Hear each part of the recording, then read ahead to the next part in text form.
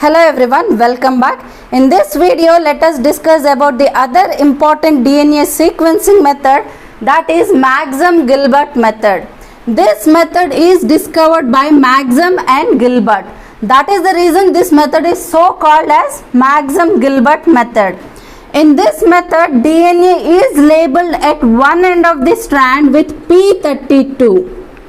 So for adding this P32, we take help of an enzyme called polynucleotide kinase.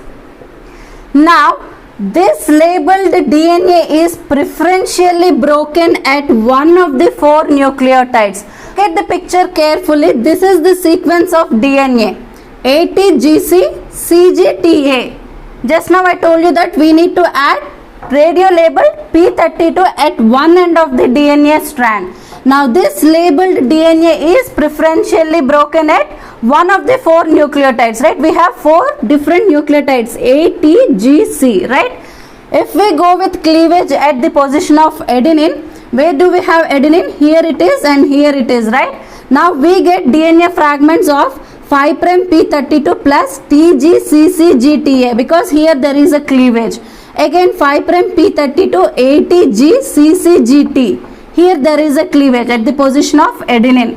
In the same way, again we go with the cleavage at guanine. Where is guanine here? Here it is and here it is, right? So we get DNA fragments of 5' P32 AT plus, see here there is a cleavage, CCGTA. Again P32 ATGCC. Where is the second guanine here? Here it is. Again there is a cleavage over here plus TA. In this way, we carry out cleavage at a particular base. Now, these DNA fragments are separated using electrophoresis. As you all know, using this technique of electrophoresis, we are going to separate DNA molecules based on the size and charge. Now we have different DNA fragments which are different in length, right? Based on their size, we get different DNA bands, and when we subject gel to autoradiography, we can determine the sequence of DNA.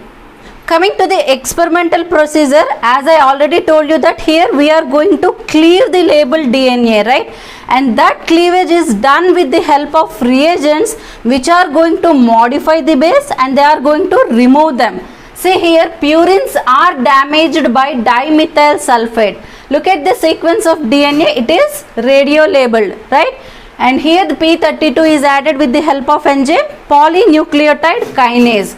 Now with the help of this reagent dimethyl sulfate, guanine is methylated at N7 and adenine is methylated at N3. Both this guanine and adenine are purines, right? So here the purines are damaged with dimethyl sulfate.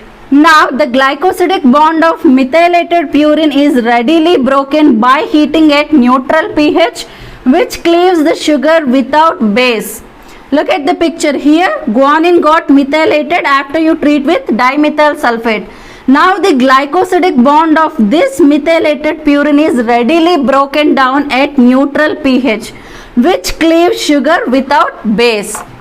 Now the backbone is cleaved and the sugar unit is eliminated by heating in alkali. See here, when we treat with acidic pH, now the guanine which got methylated is removed and we get a sequence of AT plus CCGTA. In this way, we modify base and we remove it with the help of certain reagents.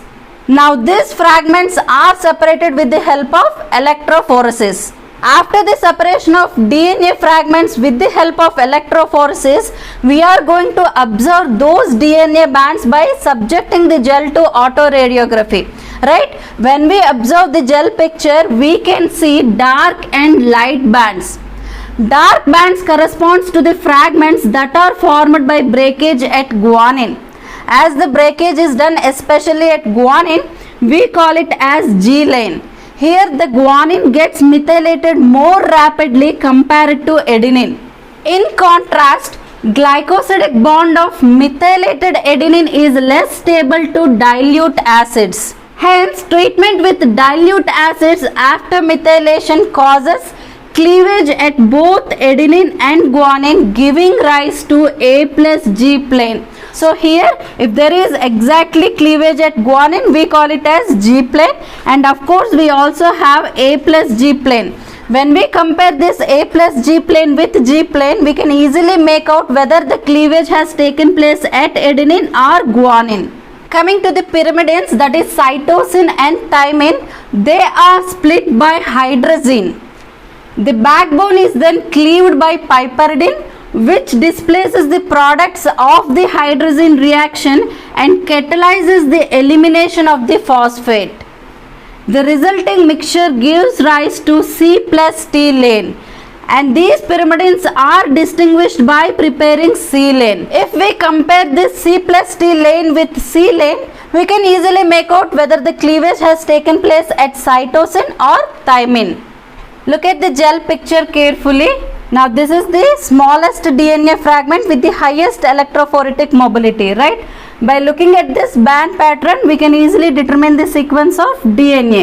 As I told you just now, if we compare this A plus G lane with G lane, we can easily make out whether the cleavage has taken place at adenine or guanine. See here, we got band over here. That indicates that cleavage has taken place at adenine.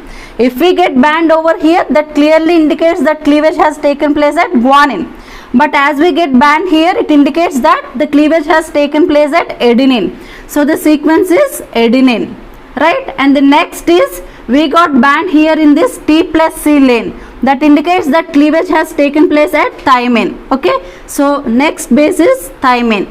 And then again we got bands in both this G lane and A plus G lane. That indicates that the cleavage has taken place at guanine. We consider it as guanine. Okay, so now guanine. And then again we got in both these lanes, that is in T plus C lane and C lane. That indicates that the cleavage has taken place at C. So in this way, with the help of this A plus G lane and G lane, we can make out the cleavage whether it has taken place at guanine or adenine.